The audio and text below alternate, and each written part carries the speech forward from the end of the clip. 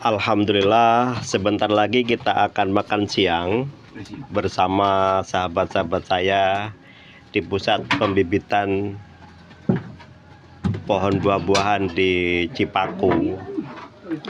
Dalam tradisi Sunda, ini disebut makan bersama, ngeliwet atau botram.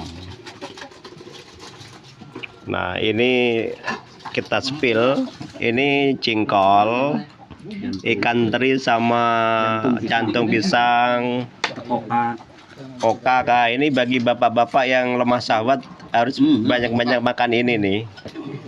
Kalau di Jawa namanya cuka kalau di Jawa cuka. Nah, oke, kita makan siang. Ini juga sama buat bapak-bapak yang lemah syahwat, harus sering-sering makan ini ya. Surya mana Surya? Kita awali.